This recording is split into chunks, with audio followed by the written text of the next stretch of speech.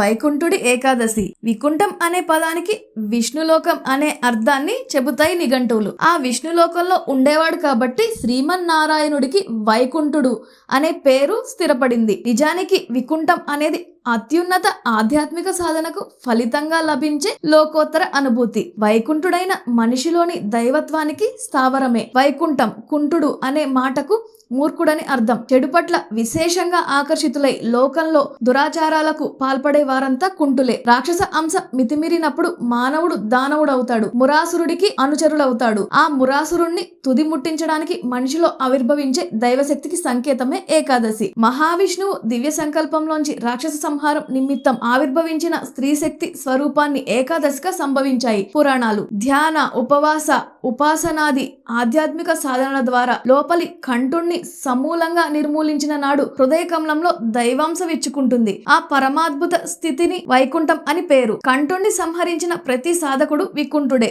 సిద్ధి పొందడం ద్వారా వికుంఠుడికి దక్కేది వైకుంఠం. అందుకే వికుంఠ అనే పుణ్యస్త్రీకి జన్మించడం వల్ల శ్రీహరి వైకుంఠుడయ్యాడన్నది అమరకోశం. సాధకుడికి సిద్ధిని అందించే గొప్ప తిథి ఏకాదశి. అది 11వ తిథి. అంటే మనిషిని లోబర్చుకుని ఒక ఆట ఆడించే 10 ఇంద్రియాల ప్రభావ తీవ్రతను నియంత్రిస్తుందని అర్థం.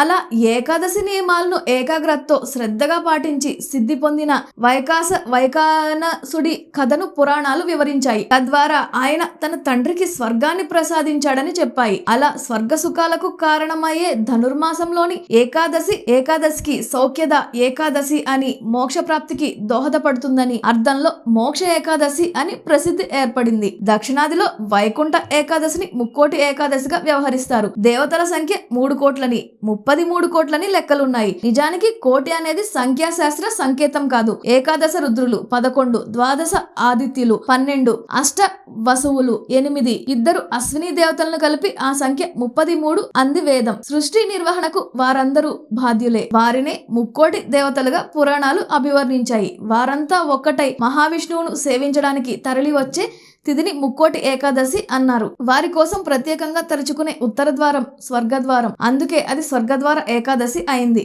మనిషికి జాగ్రత్త, స్వప్నం, సుషుప్తి అనే 3 అవస్థలుంటాయి. వాటి అంచుకు కోటి అని పేరు. ఆ అంచులు దాటించి జీవుడికి జీవన్ముక్తిని అనుగ్రహిస్తుందనే విశ్వాసంతో మనవారు దాన్ని ముక్కోటి ఏకాదశి అన్నారు. ఆనాడు ముక్కోటి దేవతలతో పాటు తాము ఉత్తర ద్వార దర్శనం చేయాలని భక్తులు ఉవ్విళ్ళూరుతారు. దర్శనం అనేది మనం చేసేది కాదు, దేవుడిచ్చేది. ఓం నమో నారాయణాయ నమః.